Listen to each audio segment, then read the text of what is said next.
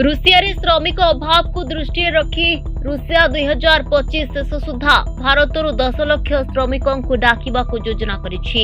Ukraine युद्ध जोगु रुषिया रे पुरुष एवं श्रमिकों अभाव दूर करबा पई ही निष्पत्ति निया जायछि। Ural chamber of commerce and industry रो मुख्य आंड्रे बेसेडिन कहिसंती भारत सहित ए संपर्क रे चुक्ति चूड़ांत होइछि। से तांको भारतीय बंधु मानक ठारु सुनिछंती जे 2025 सुधा 10 लाख भारतीय श्रमिक रुषिया रे पहुंचबे। विशेषकरी सोवोरलोभस्क अंचल रे केवल एतिकी नुहे भारतीय श्रमिक मानकु सहाय्य करबा पई सोवोरलोभस्क राजधानी येकेटेरिनबर्ग रे एक नूतन भारतीय दूतावास मध्य खोलिबाकु जाउछि। रुषियार सेवोरलोभस्क अंचल शिल्पर एक बड़ केन्द्र। एठारे धातु एवं जंत्रपाति सहित जड़ित कारखाना रे श्रमिकों एक बड़ अभाव रही। तेबे यूक्रेन युद्ध रे रूसीय पुरुष मानकु नियोजित करबा एवं युवक माने कारखाना रे काम न करबाकु प्रवृत्त हेबा यार प्रमुख कारण। भारतर परिश्रमी एवं कुशली श्रमिक ए अभाव को पूरण करिपारिबे।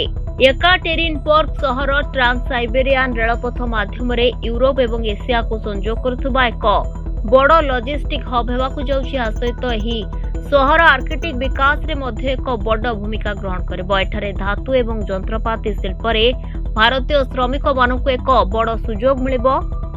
येकाटेरिनबर्ग रो पाग भारतीय मानक पई एक कठिन काम होई पारे। ग्रीष्म ऋतु रे सेठाकर तापमात्रा 24 डिग्री पर्यंत रही थाए, किंतु शीत ऋतु रे 17 डिग्री को खसी जाए। अक्टोबर रु एप्रिल पर्यंत तुषार एक आवरण रही थाए। अधिकांश भारतीय श्रमिक मध्य प्राच्यर गरम पागरे काम करिबारे अभ्यस्त, तेणु रुषियार शीत सेमानक पई एक नूतन चैलेंज हेबो।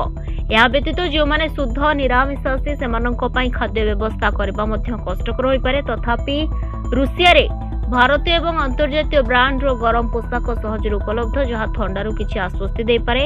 एही पदक्षेप भारत एवं रुषिया मध्य संपर्क को आहुरी मजबूत करबो।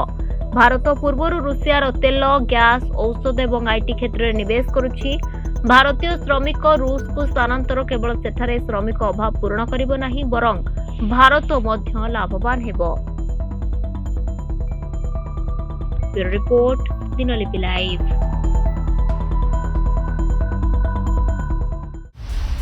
दिनलिपि लाइव को एबे ही लाइक, शेयर, सब्सक्राइब करंतु।